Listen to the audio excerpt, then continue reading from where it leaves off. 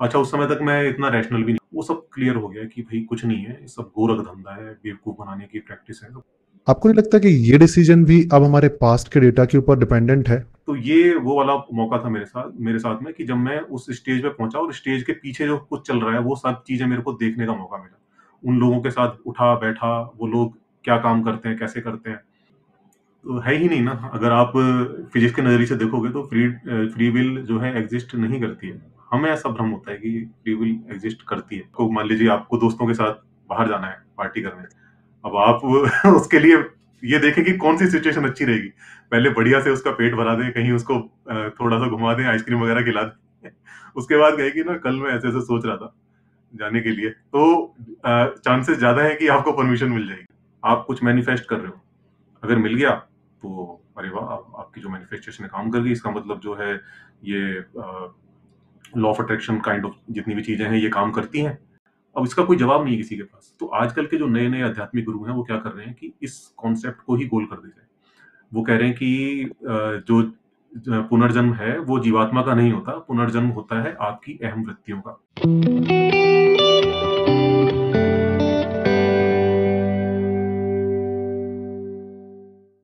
किसी ने बोला, शायद आपने बोला कि मैं इससे पहले एस्ट्रोलॉजर था। एक टाइम पर जब मेरा रिटेल का काम था, एक टाइम ऐसा आया था कि उसमें बहुत मेरे को कुछ क्राइसिस झेलने पड़े थे। वो एक लंबी स्टोरी है। किसी वजह से ऐसा हुआ था कि मतलब वो काम जो है मेरा चलते-चलते बंद हो गया। वो एक टाइम ऐसा था कि वो आप सोचते हो उस समय कि क्या करना है। अच्छा, उस समय तक मैं इतना रैशनल भी नहीं था। ये था कि मुझे लगता था कि मतलब कोई शक्ति होगी और एस्ट्रोलॉजी वगैरह भी समहाउ वर्क करती होगी। उतना रैशनल नहीं था मैं। इतना, लेकिन हाँ, इतना अंधविश्वास भी नहीं था कि मैं कुछ भी किसी भी बाबा में या किसी तांत्रिक-वांत्रिक के चक्कर में आ जाऊँ। तो एस्ट्रोलॉजी मैं चूँकि करता ही था पहले से, मतलब प्रोफ़ेशनली नहीं करता था, बट लोग जानते थे कि यार ये बंदा है और अच्छा कर लेता है, बता देता है। तो फिर वहाँ से एक आइडिया आया कि भई इसको प्रोफ़ेशनली करते हैं, क्योंकि मरता क्या ना करता वाली सिचुएशन थी उस समय पर। तो वो फिर करा उस टाइम पर, उस टाइम को निकालने के लिए। लेकिन उसको करना भी, मैं कहता हूँ कि वो लाइफ़ में एक मेरा ऐसा पड़ाव था, जिसकी वज़ह से मेरे बहुत सारी चीज़ें क्लियर हुई। क्योंकि जब तक आप उन चीज़ों में अंदर घुसकर नहीं देखते, जब तक ऐसा होता है ना कि जैसे कि आप एक, तो होता है कि एक स्टेज है, आप स्टेज के सामने बैठे हो, दर्शकों में बैठे हो और उस चीज़ को देख रहे हो। एक है कि आप उस स्टेज पे पहुँच गए, बैक स्टेज पहुँच गए और वहाँ जो कुछ चल रहा है वो आप देख पा रहे हो। तो ये वो वाला मौका था मेरे साथ में कि जब मैं उस स्टेज पे पहुँचा और स्टेज के पीछे जो कुछ चल रहा है, वो सब चीज़ें मेरे को देखने का मौका मिला। उन लोगों के साथ उठा-बैठा, वो लोग क्या काम करते हैं, कैसे करते हैं। तब वो जो मैजिक था दिमाग के अंदर, जो लगता था कि भई कुछ होता होगा, कुछ शक्ति होती होगी, कोई ऐसा मेथड होता होगा जिसकी वज़ह से ये सारी चीज़ें ये लोग पता कर लेते हैं और कैसे करते हैं। वो सब क्लियर हो गया कि भई कुछ नहीं है, ये सब गोरख धंधा है, बेवकूफ़ बनाने की प्रैक्टिस है, सब कुछ भी नहीं है इसमें। और खुद भी करा तब भी पता चला कि, क्योंकि जब आप करते हो उसको, वैसे तो कोई भी, किसी को भी मुश्किल नहीं लगता है सोचना कि भई हो सकता है कि समहाउ जो स्टार्स हैं हमारे लिए वर्क करते होंगे। बट जब आप इसको प्रोफेशनली करते हो तो फिर आपके ऊपर एक प्रेशर होता है कि क्योंकि खर्चे हैं ना आपके ऊपर, आपके ऊपर स्टाफ है, आपके और भी खर्चे हैं, उन खर्चों को आपको निकालना ही निकालना है। जो एडवर्टाइज़मेंट कर रहे हो उसको, जो एडवर्टाइज़र है उसको भी पे करना है आपको। तो फिर आपको जो आप सामने आपके आता है ना, आप उसको एक बकरे की तरह देखते हो, इसको काटना है, क्योंकि वो पैसे वहीं से आने वाले हैं। तो उससे भी फिर पता चलता है कि ये जो चल रहा है मामला, ये कुछ नहीं है, सिर्फ़ एक बिज़नेस है और कुछ नहीं है बस। क्योंकि आपका सेवा करने का भाव शायद वहाँ ख़त्म हो जाए। हुँ। और सेवा भी कैसी, वो तो फिर सूडो साइंस की तरफ ही जा रही है पूरी। भाई सेवा भी आप कैसे करोगे? अगर आप सेवा करना भी चाहो ना, तो वो जो आप जो चीज़ कर रहे हो, वो अ, ऐसी चीज़ है कि उसमें कुछ तथ्य नहीं है, कोई फैक्ट्स नहीं है उसके अंदर। आप कैसे किसी की सेवा भी करोगे? आप एक झूठा दिलासा ही दे सकते हो बस, ज़्यादा से ज़्यादा। सो अर्पित, एक बहुत ही सभी लोगों के दिमाग में ख्याल आता है, और जिसके बारे में बहुत सारी बातें भी हुई हैं, कि फ्री विल जो है वो एग्जिस्ट भी करती है या फिर नहीं करती। ये जो हम कर रहे हैं, क्या मैं ये सोचकर मैं खुद डिसाइड करके कर रहा हूँ, या फिर हुँ। बस ये रिएक्शंस का इफेक्ट है, कॉज एंड इफेक्ट है, और जिसकी वजह से जो सब कुछ हो रहा है। तो आपको क्या लगता है इसके बारे में, और पर्सनली क्या लगता है आपको, आपकी लाइफ में क्या लगता है जब आप कोई काम करते हो तो आपको क्या एहसास होता है कि फ्री विल एग्जिस्ट करती है फिर नहीं? देखिए, इसको ना देखने के 2 नज़रिए हैं, 2 तरह से इसको देख सकते हैं। एक नज़रिया है कि मैं अपने पर्सनल लेवल पर चीज़ों को देखूँ, जो मैं जिस तरह से एक्सपीरियंस करता हूँ इस दुनिया को। एक वो नज़रिया है, उस तरह से देख सकते हैं। एक दूसरा है कि फिज़िक्स के नज़रिए से देखें। तो अगर हम फिज़िक्स के नज़रिए से देखते हैं, तो हमें पता चलता है कि इस दुनिया के अंदर जो कुछ भी हो रहा है, वो कॉज़ एंड इफ़ेक्ट का परिणाम है। हर चीज़, इवन एक एटम भी जो कैज़ुअलिटी है, उसको फ़ॉलो करता है, उससे परे नहीं जाता। अगर उस चीज़ को हम मानें, और फिजिक्स के लॉज हमें ये बताते हैं बार-बार कि हर एक-एक एटम भी फिजिक्स के लॉज को ही फॉलो करता है, वो उससे परे कुछ नहीं करता। तो अगर इस चीज़ को अगर हम माने, तो फिर इसका मतलब ये होता है कि यहाँ पर जो कुछ भी हो रहा है वो सब प्री डिटरमाइंड है। फ्री विल एग्ज़िस्ट नहीं करती। बट एक नज़रिया है अपनी तरफ से चीज़ों को देखने का। हम अपने नज़रिए से देखते हैं, हम देखते हैं हम अपनी लाइफ़ में डिसीज़न्स लेते हैं। हमारे सामने जो भी सिचुएशंस होती हैं उसमें हम देखते हैं कि क्या करना बेटर रहेगा, क्या करना खराब रहेगा। तो उस तरह से हम डिसीज़न्स लेते हैं। तो फिर हमें लगता है कि भई हमारे पास तो फ्री विल है, क्योंकि हमारे सामने जब जो सिचुएशंस आती हैं उस हिसाब से हम उनको एनालाइज़ करते हैं। और उसके बाद हम डिसीज़न लेते हैं कि अब हमें क्या करना है। लेकिन इसको एक और तरीके से देख सकते हैं, क्योंकि अब यहाँ पे 2 चीज़ें फँस रही हैं, क्योंकि हम अपनी तरफ से देख रहे हैं कि भई हम तो डिसीज़न ले रहे हैं और हमें ऐसा लग रहा है कि हम फ्री हैं डिसीज़न लेने के, बट फिज़िक्स कह रहा है कि भई जो कुछ हो रहा है वो सब तय है फिज़िक्स के नियमों से। वो सब कुछ चल रहा है फिज़िक्स के नियमों से ही चल रहा है, और उसमें कोई फ्रीडम नहीं है किसी के पास भी। लेकिन इसको एक दूसरे तरीके से हम देख सकते हैं कि सपोज़ कीजिए कि एक रोबोट है। एक रोबोट आपने बनाया, उसके अंदर आपने एक कॉम्प्लेक्स प्रोग्राम डाला है। और वो प्रोग्राम जो है, जो भी उसको इनपुट्स मिलते हैं सामने से, उन इनपुट्स को एनालाइज़ करता है, उनको प्रोसेस करता है, और उसके बाद से फिर डिसीज़न लेता है कि क्या करना है। उस पर फिर वो जो उसका रिएक्शन होता है, उस प्रोसेसिंग का रिज़ल्ट होता है कि उसे क्या डिसीज़न लेना है। अब हम देखते हैं कि बहुत सारी कॉम्प्लेक्स सिचुएशंस में हम उसे डालते हैं, और हम देखते हैं कि उसके जो आउटपुट है, उसकी जो जिस जिस तरह का सामने से इनपुट मिल रहा है, उस हिसाब से उसको वो प्रोसेस करके कुछ अलग-अलग तरह की आउटपुट्स दे रहा है, अलग-अलग तरह से रिएक्ट कर रहा है। अब हम देखते हैं कि भई हम ऐसा कह सकते हैं कि भई इसको मतलब 2 तरह से कहा जा सकता है, देख सकते हैं इसको, कि एक तो है फिज़िक्स का नज़रिया। फिज़िक्स के नज़रिए से आप देखेंगे तो आप पाएँगे कि भई आपने जो उसके अंदर प्रोग्राम डाला हुआ है, उसको इनपुट मिल रहे हैं, उन पर जो प्रोग्राम्स हैं, जो भी उसमें प्रोग्राम आपने डाला है, उस हिसाब से वो रन कर रहा है और उस हिसाब से कुछ आउटपुट दे रहा है। और दूसरा एक नज़रिया है, पहला वाला जो नज़रिया है, इस नज़रिए को आप देखेंगे तो ये मतलब इसमें आपको लगेगा फ्रीडम नहीं है, क्योंकि फ्री विल नहीं है, क्योंकि इसमें जो कुछ हो रहा है, वो सब कुछ फिज़िक्स के लॉज़ को ही फ़ॉलो करते हुए हो रहा है। उसमें कुछ अलग से उसके पास फ्रीडम नहीं है। बट एक दूसरा नज़रिया है जिसमें हम देखते हैं कि भई उसके सामने कुछ सिचुएशन आई, उसने उसको प्रोसेस करा, उसके हिसाब से उसने कुछ डिसीज़न्स लिए। तो उसमें हम कह सकते हैं कि भई उसके पास फ्री विल है, क्योंकि वो सामने से उसके जो भी सिचुएशंस आती हैं, जो भी इनपुट्स मिलते हैं, उस हिसाब से वो डिसीज़न लेता है कि उसे क्या करना है। सेम जो है सिचुएशन हमारे साथ भी है। हम भी एक बायोलॉजिकल मशीन हैं, और हमारे सामने भी बहुत सारी सिचुएशंस आती हैं, और उस हिसाब से हम उन चीज़ों को, वो जो इनपुट्स हैं उनको हम लेते हैं, और उसके बाद उसको प्रोसेस करते हैं, हमारा ब्रेन प्रोसेस करता है, और उसके बाद डिसाइड करता है कि क्या करना है आगे। तो इसको दोनों तरीके से देख सकते हैं। अगर एक फिज़िक्स के नज़रिए से देखेंगे तो आपको पता चलेगा कि भई जो कुछ हो रहा है वो कॉज़ एंड इफ़ेक्ट का रिज़ल्ट है। आपके ब्रेन के अंदर जो भी एटम्स में जो कुछ भी रिएक्शंस हो रही है, उसके बाद जो कुछ भी आउटपुट निकल कर आ रही है, जो भी आप डिसीज़न ले रहे हैं, वो आपका आउटपुट है उसका। तो इस नज़रिए से भी देख सकते हैं, और इस नज़रिए से भी देख सकते हैं कि भई मेरे सामने कुछ सिचुएशन थी, और उसके हिसाब से मैंने उनको प्रोसेस किया, और उसके बाद जो डिसीज़न लेना था वो मैंने लिया। तो दोनों ही ठीक है। ओके। अब जो आपने दूसरी वाली सिचुएशन बताई, जिसमें हुँ, हम अपने आसपास के डेटा को प्रोसेस करके डिसीजन लेते हैं, अब अगर इसमें थोड़ा सा और सोचें हुँ, कि आपने आसपास का डेटा प्रोसेस किया और उसके बाद जो आप डिसीजन ले रहे हो, उस डिसीजन को लेते टाइम आप बहुत सारी चीज़ें सोचोगे। हुँ, मान लो कि आपके पास में 2 बुक्स पड़ी हुई हैं और आप सोचते हो कि मुझे हुँ, ये बुक पढ़नी चाहिए, फिर ये बुक पढ़नी चाहिए। दोनों बुक्स हुँ, के कवर, दोनों बुक्स की हेडलाइंस डिफरेंट हैं, उसके हिसाब से आप प्रोसेस करते हो कौन सी बुक सही होगी, तो पहले मैं कौन सी बुक पढ़ता हूँ। हुँ। अब इसमें जो हम सोच रहे हैं कि मैं डिसीजन ले रहा हूँ, आपको नहीं लगता कि ये डिसीजन भी अब हमारे पास्ट के डेटा के ऊपर डिपेंडेंट है? कि लास्ट टाइम जब मैंने ये लाल कलर की किताब मोटी सी पढ़ी थी, तो फिर मुझे कुछ समझ में नहीं आया था, तो इस बार मैं पतली वाली बुक को उठाता हूँ। और ऐसे ही बहुत सारा डेटा हमारे माइंड में पहले से पड़ा होगा, बहुत सारा, हुँ, और उसको प्रोसेस करके हम अब यहाँ पे डिसीजन ले रहे हैं जो कि हमें ऐसा लग रहा है कि हम खुद डिसाइड कर रहे हैं। तो इस हुँ, तरह से दूसरी वाली सिचुएशन में भी फ्री विल नजर नहीं आ रही है। हुँ। हाँ, ये ठीक है, बिल्कुल, ऐसा ही होता है। एक्चुअल में हमें ऐसा लगता है कि हमने फ्रीली डिसीज़न लिया है, बट एक्चुअल में हमारा जो जितने भी डिसीज़न्स होते हैं, वो बहुत सारी चीज़ों पर डिपेंड करते हैं।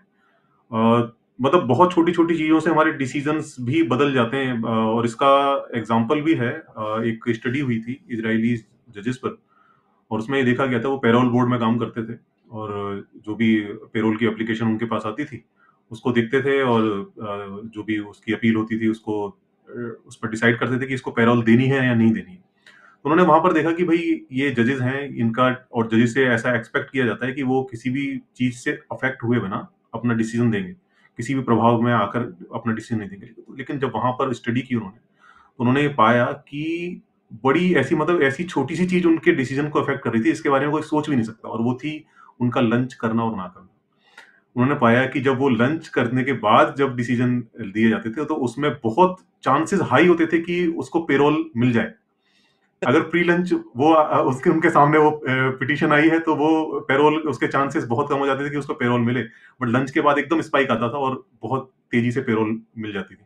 तो आप सोचो कि मतलब अब जजेस हैं, उनसे कहोगे कि भई आपने आपके ये जो हमने डेटा कलेक्ट किया है और इसमें ऐसा शो हो रहा है। बट वो उसका कोई ना कोई रीज़न रीज़न आपको गिना देंगे कि भई मुझे ऐसा लगा, वैसा लगा, बट जो डेटा है वो झूठ नहीं बोलता। इसका मतलब है कि हमें ऐसा लगता है कि हम डिसीजन ले रहे हैं फ्रीली, बट बहुत छोटी-छोटी चीज़ें ऐसी होती हैं जिनके बारे में हम सोच भी नहीं पाते, और वो कहीं न कहीं हमारे डिसीजन को अफेक्ट करती हैं। जैसे आपने बुक के बारे में बताया कि आपने कोई बुक चूज़ की, और आपको ऐसा लगा कि आपने वो फ्रीली डिसाइड किया है, बट नहीं, वो कहीं न कहीं आपके पास्ट में कोई ऐसा एक्सपीरियंस रहा होगा, या आपने कहीं भी किसी दोस्त से सुना होगा, या कहीं पढ़ा होगा कि भई ये वाली बुक अच्छी है और इसमें कुछ अच्छा पढ़ने को मिलेगा। तो वो कहीं न कहीं वो डिसीजन वहाँ से आपका आता है, भले आपको पता ना हो। तो अब अगर इसको पीछे ट्रेस करें, जैसे मान लो कि जज ने खाना क्यों पहला जज का डिसीजन डिपेंड कर रहा है कि जज ने खाना खाया था या फिर नहीं खाया था। फिर जज ने हुँ, खाना खाने का जो डिसीजन लिया था वो भी डिपेंड कर रहा है उसके पास्ट के डेटा के ऊपर, हुँ, कि हुँ, लास्ट टाइम उसने खाना नहीं खाया था तो फिर कितनी प्रॉब्लम हुई थी उसे ऑफिस जाने में, या फिर लास्ट टाइम उसने ये खाया था तो प्रॉब्लम हुई थी, तो आज ये ना खाऊं वो खा लूं। अब ये भी पुराना हुँ, डिपेंड करता है। तो ऐसे अगर हम हर डिसीजन को ट्रेस कर रहे हैं तो ऐसा लग रहा है जैसे हुँ, जो हमारे अंदर जा रहा है उससे हम बन रहे हैं और वही हम करते जा रहे हुँ, हैं आगे। तो कहीं बिल्कुल, भी बिल्कुल। बिल्कुल नजर ही नहीं आ रही है फ्री विल। तो है ही नहीं ना, अगर आप फिज़िक्स के नज़रिए से देखोगे तो फ्री विल जो है एग्ज़िस्ट नहीं करती है। हमें ऐसा भ्रम होता है कि फ्री विल एग्ज़िस्ट करती है। और इस आपने जो एग्जांपल दिया उससे मुझे याद आ गया कि मैं जब मेरी वाइफ को बहुत भूख लग रही होती है तो फिर मैं ऐसा कुछ काम करता ही नहीं हूँ, ऐसा कुछ पूछता ही नहीं हूँ उससे जिसमें हाँ या ना वाला डिसीजन लेना हो उसे। तो मैं जानता हाँ। हूँ कि उसमें ना वाला ही डिसीजन मिलेगा। हाँ, बिल्कुल, ये मतलब सीख सकते हैं हम इससे कि छोटी-छोटी चीज़ें कैसे अफ़ेक्ट करती हैं। मतलब अगर जैसे वाइफ़ से कुछ आपको ऐसी चीज़ है जो कि आपको, मान लीजिए आपको दोस्तों के साथ बाहर जाना है पार्टी करने। अब आप उसके लिए ये देखें कि कौन-सी सिचुएशन अच्छी रहेगी। पहले बढ़िया से उसका पेट भरा दें, कहीं उसको थोड़ा-सा घुमा दें, आइसक्रीम वगैरह खिला दें। उसके बाद कहें कि ना कल मैं ऐसे-ऐसे सोच रहा था जाने के लिए, तो चांसेस ज़्यादा है कि आपको परमिशन मिल जाएगी। Exactly exactly. लेकिन अब इसमें ये दिक्कत हो रही है सोचने में कि क्या हम ये डिसाइड कर रहे हैं कि हम ऐसा करेंगे, क्या हम ही डिसाइड कर रहे हैं या फिर ये भी बस हो ही रहा है बिना फ्री विल के। नहीं, तो वो तो देखिए ऐसा है ना कि हमारे अंदर एक प्रोसेसिंग पावर तो है ही, तो वो प्रोसेसिंग पावर भले फिजिक्स के लॉ से चल रही है, बट स्टिल वर्क तो कर रही है ना। तो हमारे सामने जो सिचुएशन आ रही है, हम उनसे सीख भी रहे हैं कि क्या करें तो हमारा जो काम है वो जो बन जाएगा। तो वो चीज़ तो चल रही है, वो तो एक प्रोसेस चल ही रहा है। उसके थ्रू ही हमें करना है जो कुछ करना है। अच्छा, मतलब दोस्तों से मिलने की इच्छा तो अंदर दबी हुई है ही। अब हुँ, उसके ऊपर फिर अपने आप चलता रहेगा काम। अच्छा, तो एक और चीज मुझे आपसे पूछनी थी कि आपने देखा होगा कि बहुत सारे कोचेज लॉ ऑफ अट्रैक्शन की बात कर रहे हैं, बहुत सारे, मतलब लॉ ऑफ अट्रैक्शन आजकल ट्रेंड में चल रहा है, मैनिफेस्टेशन जिसे हम हुँ, बोलते हैं। हुँ, और वो लोग इसको साइंटिफिकली जस्टिफाई करने की भी कोशिश करते हैं, और उनका तर्क ये रहता है कि अ, हम सभी लोग काइंड ऑफ एटम से मिलकर बने हुए हैं, और एटम्स क्या हुँ, है, एक तरीके से एनर्जीज।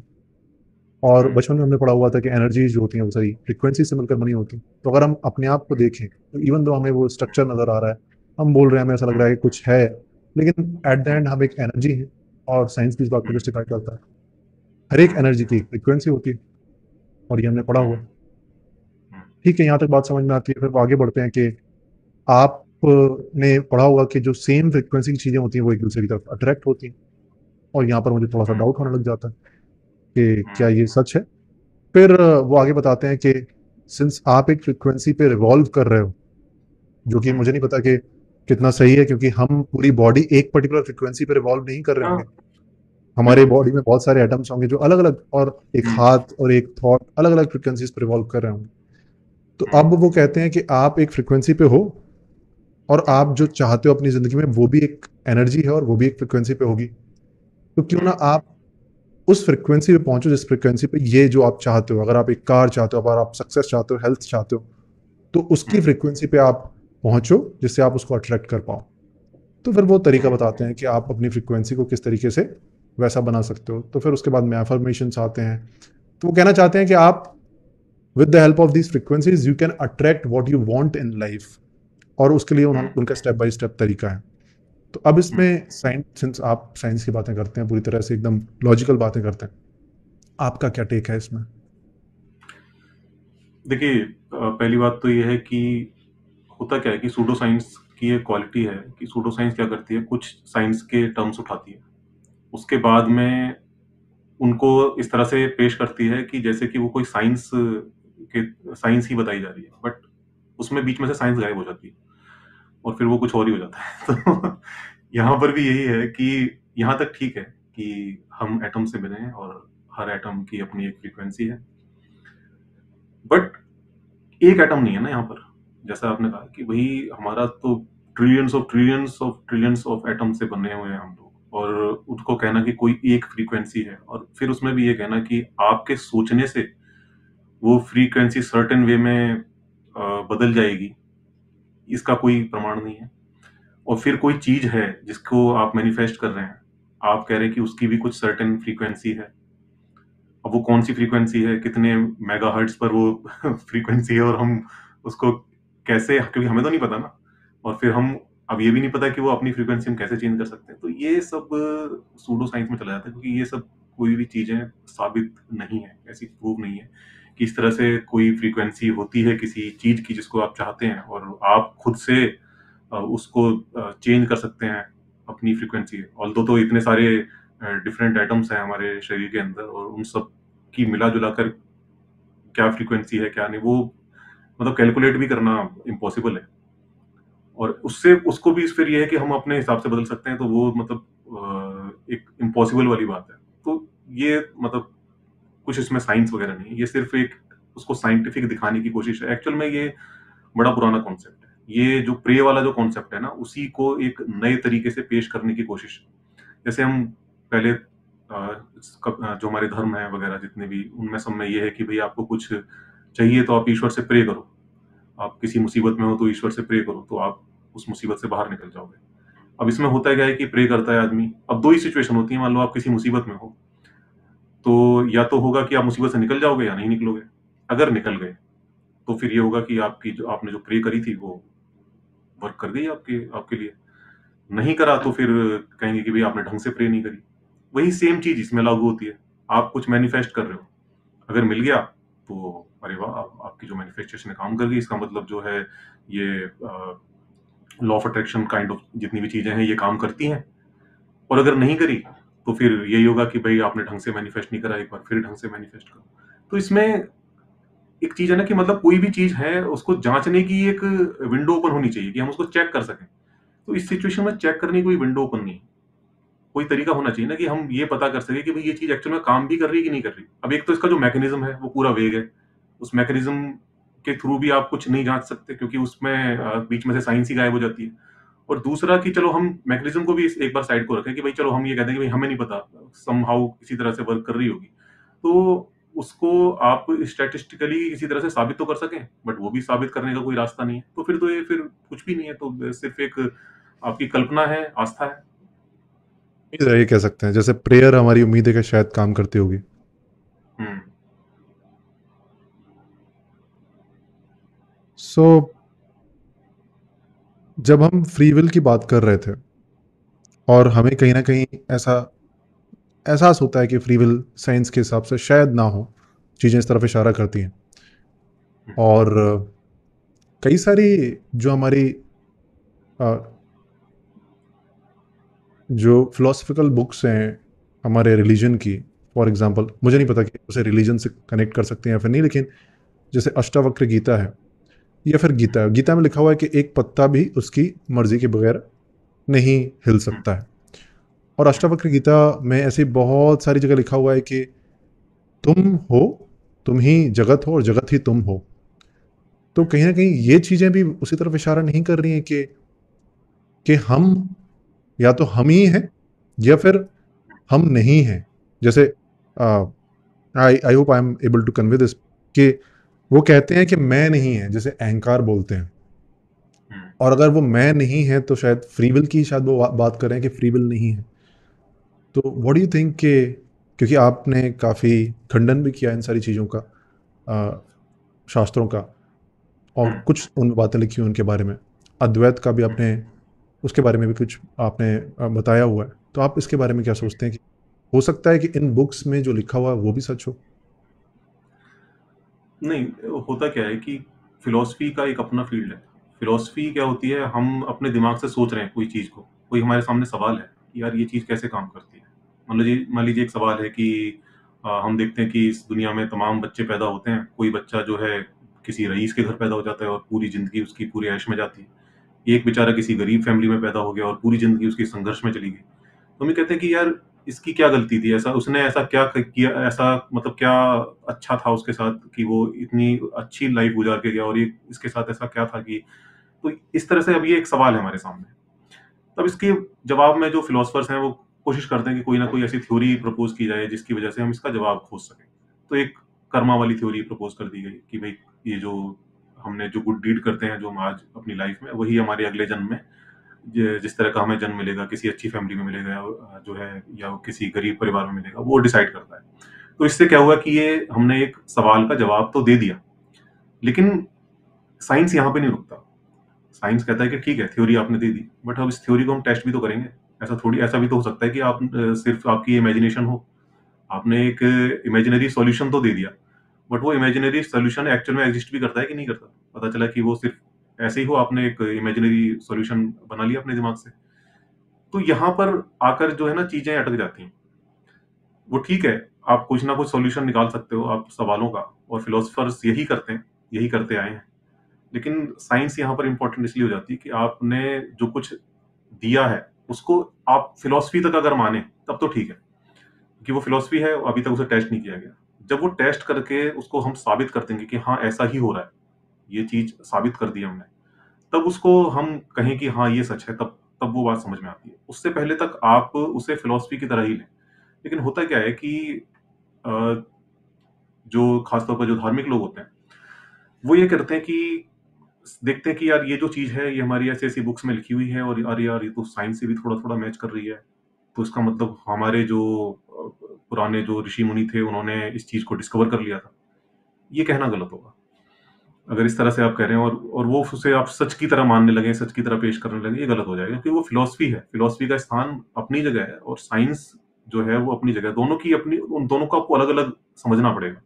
उनको आप आपस में मिक्स नहीं कर सकते। लेकिन गलती ये हो जाती है कि यहाँ पर फिलॉसफी को लोग साइंस समझ लेते हैं, मिथकों को इतिहास समझ लेते हैं। ये गड़बड़ हो जाती है। तो आप उसमें अंतर करें। फिलॉसफी है तो फिलॉसफी की तरह लेना उसको, साइंस है तो साइंस की तरह लेना है, मिथ है तो मिथ की तरह लेना है, हिस्ट्री को हिस्ट्री की तरह लेना है।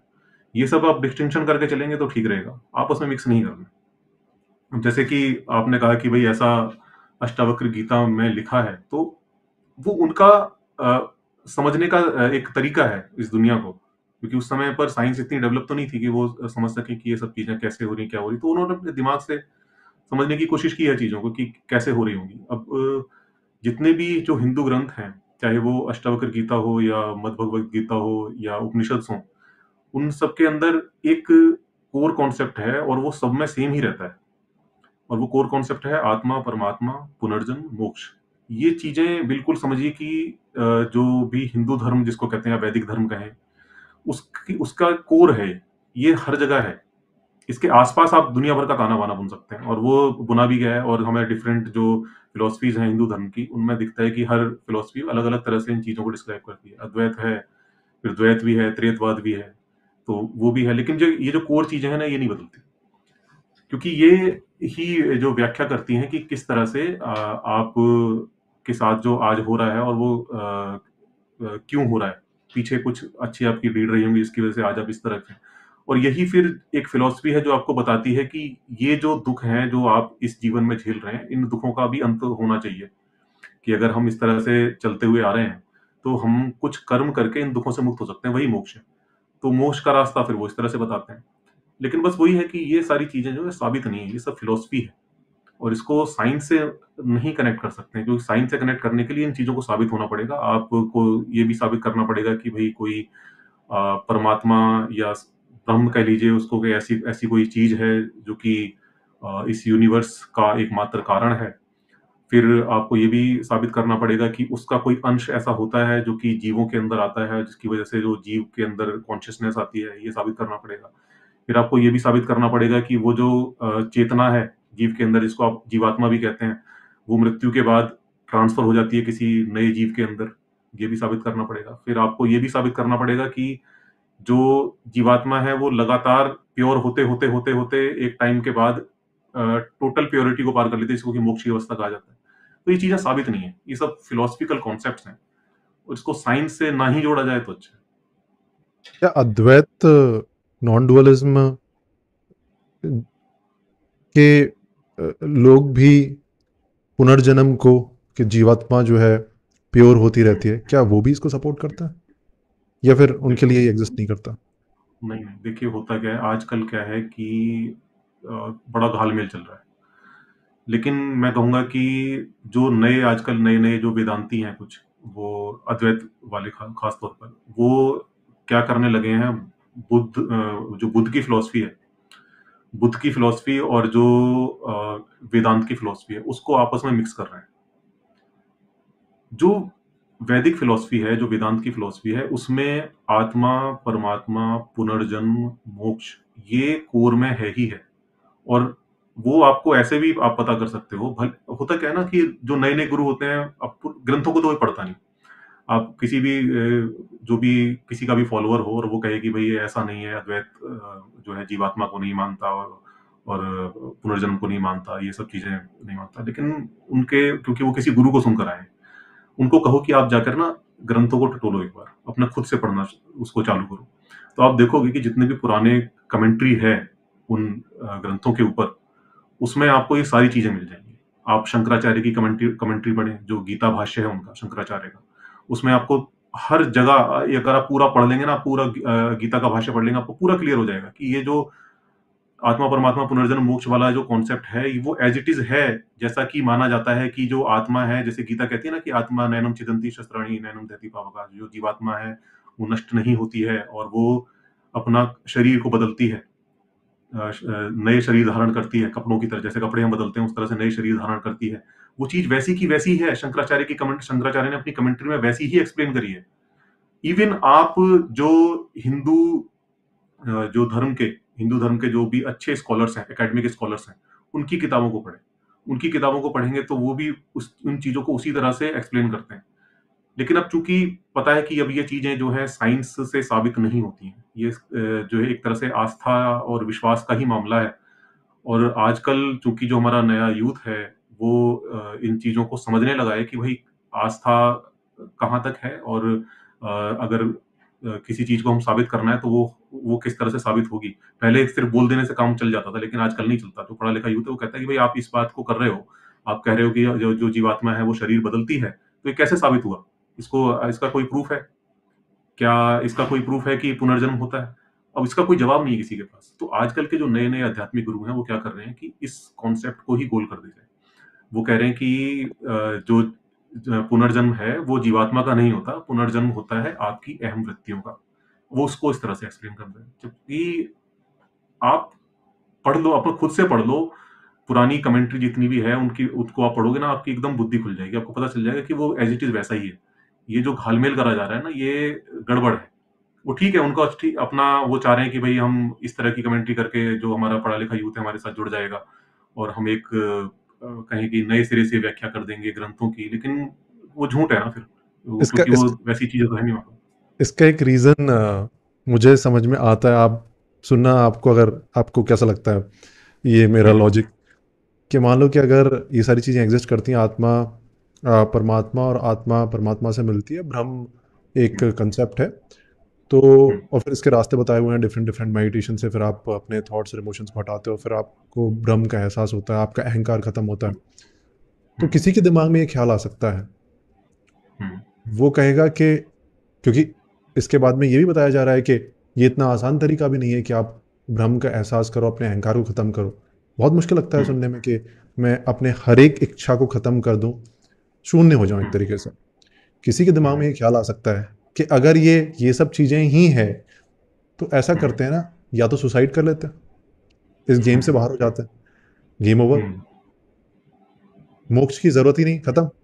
हुँ, या फिर ऐसा हुँ, करते हैं कि पता नहीं कि ये सच है भी या फिर नहीं जो आप बोल रहे हो, तो let me hmm, experience the world, मुझे जो करना है मुझे करने दो, और फिर एक दिन हुँ, मरना ही है, तो वैसे ही बाहर चला जाऊंगा। इतनी मेहनत हुँ, करके क्यों मैं इस पूरे सिमुलेशन या फिर गेम या फिर माया से बाहर निकलूं, एक दिन मर जाऊंगा, निकल जाऊंगा। तो हुँ, शायद कहीं वो इस अब अगर हर कोई ये बोलने लग जाएगा कि मर ही जाता हूँ, तो फिर कोई इस बात के ऊपर ध्यान ही नहीं देगा कि ये सारी चीज़ें एग्जिस्ट करती हैं, कोई मेहनत ही नहीं करेगा। तो फिर हुँ। शायद इसको काउंटर करने के लिए वो बोलते होंगे कि नहीं, तुम मरोगे नहीं।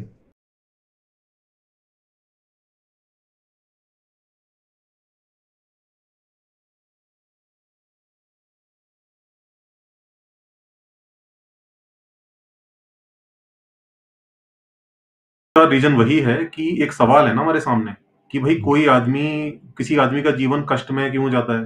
वो जब जब से पैदा हुआ है तब से वो संघर्ष कर रहा है। और एक आदमी है वो जब सिल्वर स्पून लेके माउथ में पैदा हुआ है और वो पूरी ज़िंदगी मज़े में जा रही है उसकी।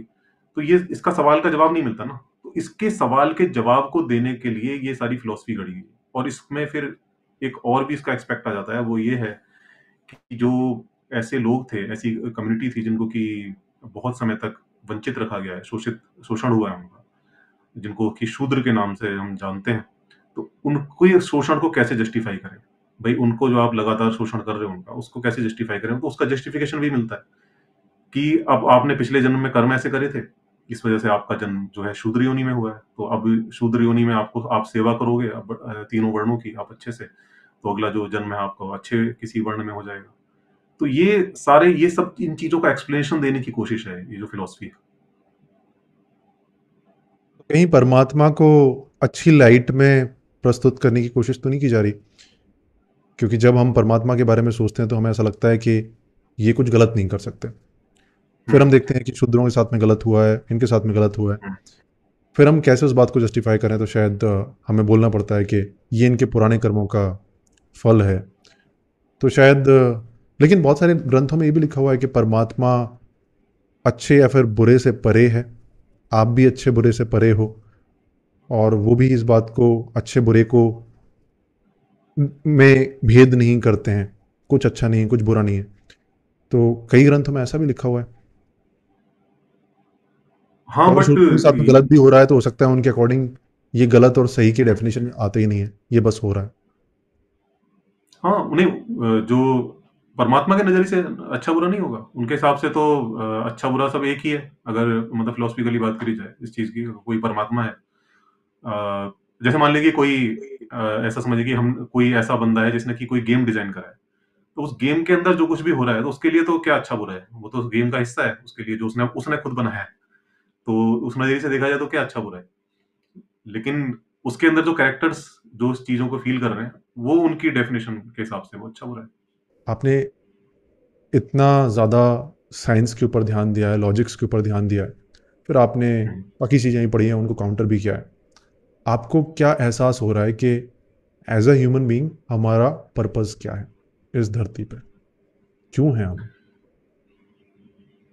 देखिए, अगर बायोलॉजिकली बात की जाए तो एक सर्वाइवल की इंस्टिंक्ट है हमारे अंदर और हर जीव चाहता है कि वो ज़िंदा रहे, रिप्रोड्यूस करे। ये तो एक मतलब बिल्कुल कहें कि एक निचले स्तर का पर्पस हो गया, जो कि हर जीव के अंदर होता ही है, इनबिल्ट होता है। दूसरा एक पर्पज़ है बीइंग अ ह्यूमन, वो ये है कि हम इस दुनिया में आए हैं और हम देखते हैं कि अ, हम कुछ ऐसा करके जा सकते हैं यहाँ पर। जैसे कि मान लो कि कोई जगह आपको मिली, कोई कमरा आपको मिला, तो एक तरीका ये है कि आप पूरा तहस-नहस करके उसको छोड़ जाओ और एक तरीका ये है कि आप उसको और अच्छा करके छोड़ जाओ। तो वो 2 ऑप्शन है हमारे सामने कि हम चाहें तो इस दुनिया को जैसी हमें मिली है, वैसी छोड़ के जा सकते हैं या उससे बदतर अवस्था में छोड़ के जा सकते हैं या फिर ये है कि हम उसको और बेहतर करके भी जा सकते हैं। तो ये एक पर्पज़ हो सकता है। बाकी और भी बहुत सारे पर्पज़ हो सकते हैं जो कि कोई भी व्यक्ति अपने डिसाइड कर सकता है। मुझे लगता है कि कोई प्री डिसाइडेड कोई पर्पज़ नहीं है कि हम कोई हमारा कोई ऐसा उद्देश्य है जो कि मनुष्यों के लिए निर्धारित है किसी डिवाइन पावर द्वारा जैसा कि सारे धर्म कहते हैं। मुझे लगता है वैसा कोई पर्पज़ नहीं है। वो पर्पज़ वो है जो कि आप डिसाइड करते हैं। और अब चूँकि हम डिसाइड कर सकते हैं तो क्यों ना हम कोई एक सा बेहतर ऐसा पर्पज़ डिसाइड करें जिसकी वजह से हम कुछ बेहतर करके जाएँ यहाँ पर इस दुनिया के अंदर। क्योंकि अ, जो लोग मतलब धार्मिक नहीं है, जैसे मैं हूँ रैशनल जो जितने भी रैशनल लोग हैं, उनके हिसाब से तो भई कोई पुनर्जन्म होने वाला नहीं है उनका। एक ही जन्म है, तो एक लाइफ़ मिली है, तो इस लाइफ़ को बहुत अच्छे से जीना है। बहुत आनंद में जीना है, बहुत एन्जॉय करना है और बाकी लोगों का भी ध्यान रखना है कि हम भी उनके आनंद में बाधा बाधा ना बनें। क्योंकि जैसा हमें अपना आनंद प्यारा है, वैसे ही उनको भी प्यारा है। तो अगर हम अपनी कोशिश करें कि अपना कितने अच्छे से हम अपनी लाइफ को जी सकते हैं और दूसरों को भी अगर हम हमारे पास इतना सामर्थ्य है कि हम हेल्प कर सकें कि भई वो लोग भी उनके भी आनंद में कुछ हमारी वजह से वृद्धि हो जाए, तो ये भी बहुत अच्छा है। लेकिन आनंद जब हम सोचते हैं, तो आनंद तो एक इल्यूज़न लगता है। अगर आप हुँ, नोटिस करेंगे कि जब भी हम बचपन से लेके आज तक काफ़ी उम्र हो गई है और हमने काफ़ी बार आनंद को चेज़ किया है, in the form hmm, of चीज़ें, in the form of experiences और हुँ, अक्सर हम उस आनंद को इसलिए चेज़ कर रहे होते हैं क्योंकि हम इन द मोमेंट कहीं न कहीं हमारे अंदर कुछ घबराहट रहती है, खुशी नहीं होती है, तो फिर हम सोचते हैं कि हम जब यहाँ पहुँच जाएँगे तो आनंद तक पहुँच जाएँगे। हुँ, कुछ थोड़े अच्छे कपड़े पहन लेंगे तो फिर आनंद मिलेगा हमें। वहाँ पहुँचते हैं हुँ, तो फिर कुछ देर के लिए आनंद मिलता है और फिर से वही फीलिंग्स ही आने लग जाती है।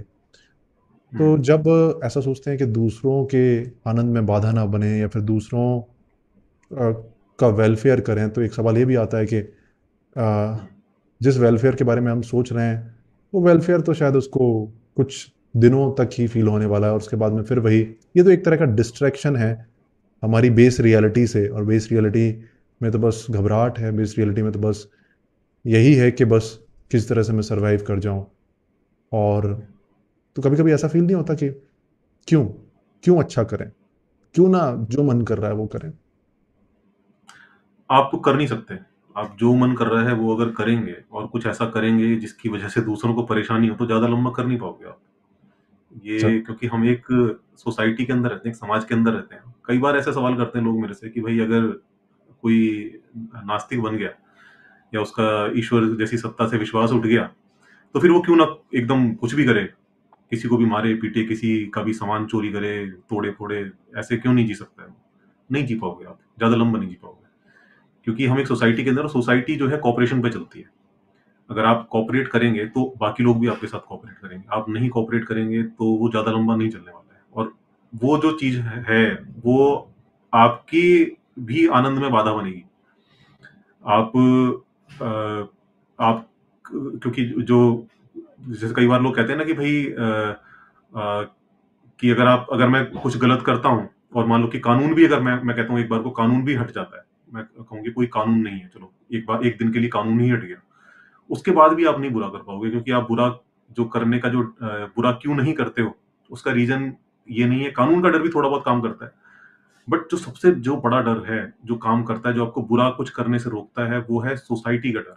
क्योंकि आप एक समाज के अंदर रहते हो, आप कुछ भी अगर करते हो, जो भी कुछ करते हो, उस पर आस-पास के लोग रिएक्ट करते हैं कि आपने ये क्या किया है, अच्छा किया है या बुरा किया है। और कोई भी आदमी नहीं चाहता कि समाज जो है, उसे एक बुरे व्यक्ति के तौर पे देखे। और अगर आपकी पहचान एक बार बुरे व्यक्ति के तौर पे हो जाती है, तो फिर वो कोऑपरेशन जो आपको समाज से मिलता है, वो मिलना बंद हो जाता है। तो बहुत सारी चीज़ें हैं जो काम करती हैं, तो अगर ऐसा है तो आप चाहकर भी मतलब कहने का मतलब है कि अगर आप बुरा करना भी चाहो, तो वो करके आपको फ़ायदा नहीं होने वाला है, उल्टा नुकसान ही होगा आपको। आपके अंदर की शांति खत्म होगी क्योंकि आस-पास आपको लोग बुरे न व्यक्ति के तौर पे जानेंगे, आपके साथ कोऑपरेशन बंद हो जाएगा। तो फिर ऐसा काम करना ही क्यों है? जिसमें कि आपका लॉन्ग टर्म में नुकसान हो। भले शॉर्ट टर्म में आपका कुछ फ़ायदा हो जाए, बट लॉन्ग टर्म में तो आपको नुकसान ही होने वाला है इसका।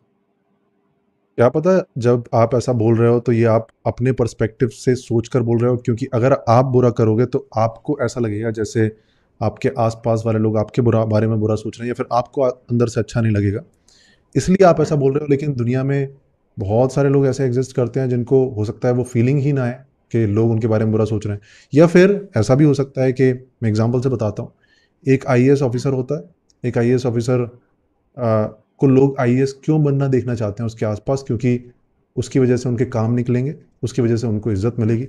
अभी आईएएस ऑफिसर कहीं हुँ। पर पोस्टिंग होती है उसकी, और वो अगर लॉफुली चले तो वो किसी की हेल्प नहीं कर सकता अपने आसपास वाले लोगों की।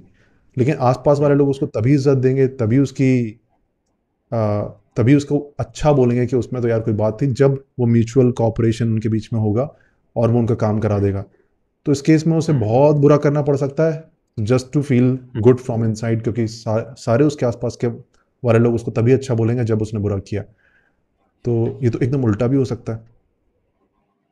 हाँ, ऐसी सिचुएशंस हो सकती हैं, बट अगर वो इस तरह का कर रहा है कि मतलब कोई किसी का फ़ेवर करके अच्छा बना हुआ है किसी ग्रुप के अंदर, बट वो भी बहुत लंबा तो मतलब वो भी ऐसा नहीं चलने वाला है, क्योंकि अ, कहीं न कहीं एक ग्रुप है छोटा-सा जिसका वो फ़ेवर कर रहा है, और बाकी बाकी एक बहुत बड़ा जो समाज है उस ग्रुप के बाहर, जो कि उसको ऑब्ज़र्व कर रहा है कि भई ये बंदा जो है इनका फ़ेवर कर रहा है। तो धीरे-धीरे, धीरे-धीरे, धीरे उसके खिलाफ जो है, अगर वो लगातार इन चीज़ों को रिपीटेडली करता है, कहीं भी जाता है और वो ऐसा लोग धीरे-धीरे वो ऑब्ज़र्वेशन में आ जाएगा कि भई ये बंदा है, ये किसी ख़ास ग्रुप का फ़ेवर करता है। और फिर जो आस-पास के जो लोग हैं उसके खिलाफ उसकी वो होने लगेंगे, एकजुट होने लगेंगे। भई ये अब ये सिमिलरली आप देखो, इवन पॉलिटिक्स में भी आप देख सकते हो कि धीरे जैसे लगता है कि कोई किसी के ऊपर कोई ठप्पा लग जाता है कि भई ये बंदा जो है इस चीज़ का फ़ेवर करता है। धीरे-धीरे, धीरे आस-पास के जो लोग हैं, वो लामबंद होने लगते हैं, वो इकट्ठे होने लगते हैं कि भई ये तो बंदा, इसका तो ये करता है काम ये। फिर उसे बदलना पड़ता है, ये बार-बार मतलब इस चीज़ को साबित करना पड़ता है, नहीं, नहीं मैं ऐसा नहीं हूँ, मैं ऐसा नहीं हूँ, तो वो प्रेशर काम करता है आपके आस-पास के लोगों का। भले वो तुरंत ना काम करे, बट धीरे-धीरे अगर आप ये ऐसा हो सकता है कि आप एक बार कुछ कर जाओ और उसके बाद फिर आप उसे ना करो दोबारा। तो ये हो सकता है कि भई वो नोटिस में आए, लेकिन अगर आप लंबे समय तक वो करते रहोगे, तो वो डेफ़िनिटली वो नोटिस में आने ही वाला है। ए, तो जितने भी लोग कुछ गलत कर रहे हैं, कभी ना कभी हो सकता है कि वो नोटिस में आने वाले हों। और लेकिन मैं देख पा रहा हूँ कि बहुत सारे लोग गलत कर रहे होंगे और बहुत सारे लोग नोटिस में नहीं आ रहे हैं। और अगर हम गलत अगर करप्शन को मान लें तो बहुत सारे, क्या 90% 80% ऑफिशियल्स होंगे जो कि करप्शन कर रहे होंगे। लेकिन अगर हम देखें कि कितने लोगों को सज़ा होती है तो बहुत कम लोग हैं, और कितने लोगों को इज्जत मिलती है तो बहुत ज़्यादा लोग हैं। तो स्टैट्स के हिसाब उसके से कहीं ना कहीं ऐसा लग रहा है कि उल्टा हो रहा है। नहीं, उसके उसके पीछे भी एक रीज़न है कि जैसी सोसाइटी होती है, उसमें उसी तरह के लोग होंगे। अगर हमारी सोसाइटी ही उस मोरल स्टैंडर्ड पर नहीं है, उस मोरालिटी की उस ऊँचाई पर नहीं है, तो आपके आस-पास भी लोग वैसे ही होने वाले हैं।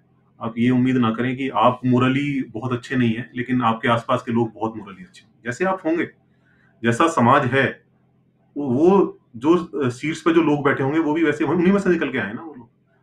तो उसी से डिसाइड होता है। अगर कोई सोसाइटी मोरली बहुत अच्छी है, तो वहाँ पर उसका जो जितने भी जो सीट्स पे जितने भी लोग होंगे, वो मोरली वो भी अच्छे ही होंगे। वो मोरली करप्ट नहीं हो सकते। अगर करप्ट होगा भी उनमें से कोई, वो ज़्यादा लंबा चल नहीं पाएगा।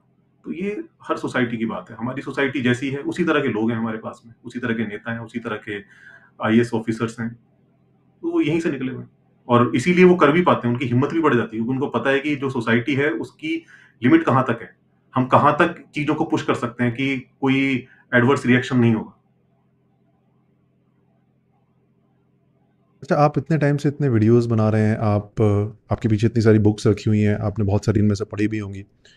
आप मैं कह सकता हूँ कि आप एक कंसिस्टेंट इंसान हैं कहीं न कहीं, नॉर्मल जनता से, जो अपने काम में कंसिस्टेंट रहता है। तो कोई एक या फिर 2 चीज़ आप बताना चाहेंगे कि जो आपकी सबसे ज़्यादा हेल्प करती हैं उस कंसिस्टेंसी को मेंटेन करने में?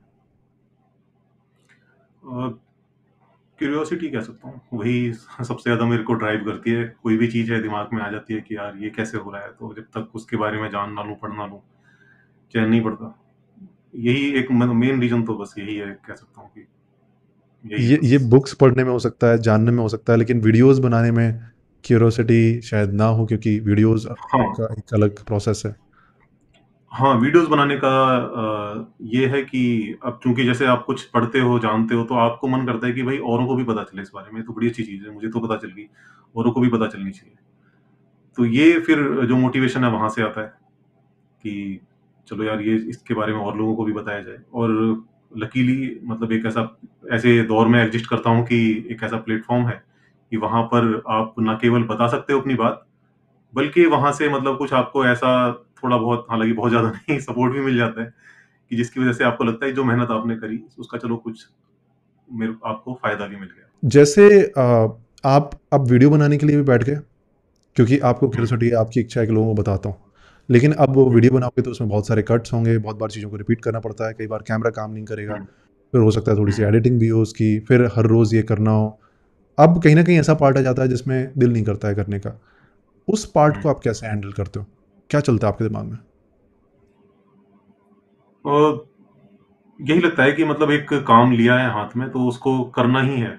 उस तरह से मैं देखता हूँ कि भई जैसे कई बार ऐसा हो जाता है वीडियो लेट भी हो जाती है और एक मतलब सोचा हुआ है मन के अंदर कि मतलब कम से कम महीने के अंदर 2 वीडियो तो डालनी ही डालनी है और कोशिश मैं करता हूँ कि 4 तक पहुँच जाए तो बहुत अच्छा है। बट कई बार पहुँच पाती हैं, कई बार नहीं पहुँच पाती, कई बार 2 से ही काम चलाना पड़ता है। लेकिन अगर कभी ऐसा हो जाए कि भई 2 भी नहीं हुई, तो वो ऑटोमैटिकली अंदर से इतना प्रेशर क्रिएट हो जाता है कि भई ये जो एक काम था, जो मैंने एक डिसाइड किया था कि इतना कम से कम करना ही है, वो मैंने क्यों नहीं किया? तो वो मुझे लगता है कि वो प्रेशर काम करता है फिर अंदर से। क्योंकि बाकी कोई वो अपने ऊपर बॉस तो है नहीं जो कि आके कहे कि भई आपको ये करना था और आपने नहीं किया। तो ये अंदर से खुद ही मेरे ख्याल से एक प्रेशर बनता है मेरे, जो मुझे फ़ोर्स करता है वो करने के लिए। और आपको अगर ऐसा लग रहा हो कि जो वीडियोज़ आपने डाले थे, उनमें उतने व्यूज़ नहीं आ रहे हैं जितने आप सोच रहे हो, वो बात नहीं बन रही है, या फिर जिस तरीके से आपने सोचा था चैनल स्टार्ट करते टाइम के ये हुँ, पॉसिबिलिटीज़ होंगी, वो पॉसिबिलिटीज़ आपको अब नहीं दिख रही हैं। तो हुँ। ये आपके सामने नहीं आती हैं कि वो रिज़ल्ट नहीं मिल रहा है, इसलिए रहने देता हूँ वीडियोज़ बनाना, ऐसा कुछ? नहीं, ऐसा नहीं होता क्योंकि अभी तक जब से मतलब चैनल स्टार्ट करा है, तो कभी ऐसा मौका आया नहीं है कि कभी ऐसा लगे कि यार ये तो कुछ हो नहीं रहा है यहाँ से, मतलब निराशा वाला भाव आज आज तक पैदा नहीं हुआ। क्योंकि जो भी करा है, वीडियो डाली है, कई बार कम चलती हैं, कई बार अच्छी चल जाती हैं। लेकिन जब देखता हूँ एक एवरेज बिठाकर तो लगता है कि नहीं यार ठीक-ठाक है। अभी तक ऐसा मौका नहीं आया। क्या पता वो मौका जब आएगा तो फिर पहली बार आपकी टेस्टिंग हो जाए कि हाँ, वैसा हो सकता है तब तब पता चलेगा कि क्योंकि आज तक निराशा नहीं आई है कि जो मैं कर रहा हूँ उसका हाँ। फ़ायदा निकल भी रहा है या फिर नहीं, आपको पता है फ़ायदा निकल रहा है। और फिर एक एक चीज़ और भी है ना कि ये केवल इसमें मतलब फ़ायदा इतना नहीं है कि भई आपके जो यूट्यूब चैनल का ग्राफ ऊपर जा रहा है। इसके साथ मैं देखता हूँ कि बहुत सारे लोग हैं जो आते हैं और कहते हैं कि आपको जब से सुना है बहुत चीज़ें बदली हैं मेरे जीवन में और बहुत सारे कॉन्सेप्ट्स मेरे क्लियर हो गए हैं। तो वो चीज़ भी एक ना कहीं न कहीं एक मोटिवेशन देती है कि यार चलो मतलब कुछ लोगों की ज़िंदगी में मेरी वज़ह से कुछ चेंज आ पा रहा है। तो वो भी कहीं न कहीं एक अंदर मोटिवेशन है जो इस चीज़ को कंटिन्यू रखने के लिए मजबूर करता है। ये क्या करते हैं यूट्यूब के अलावा, और इससे पहले क्या करते थे? अ, बिज़नेस था मेरे बेसिकली, तो मैं गारमेंट लाइन से जुड़ा हुआ हूँ। पहले रिटेल का काम था, उसके बाद फिर मैंने मैन्युफैक्चरिंग में आ गया हूँ। तो ये है मेरा अपना पार्ट टाइम जो काम है। बाकी अपना यूट्यूब के लिए जो जो समय मिलता है वो उसमें ये करता हूँ। That's it Arpit, I am really happy कि आप इस पॉडकास्ट के ऊपर आए। और जितने भी लोग इस पॉडकास्ट को देख रहे हैं, please go to Arpit's channel and follow him, अगर आप उनके आइडियाज़ के साथ में कनेक्ट करते हैं। And if you want to join my community, you can find the link in the description.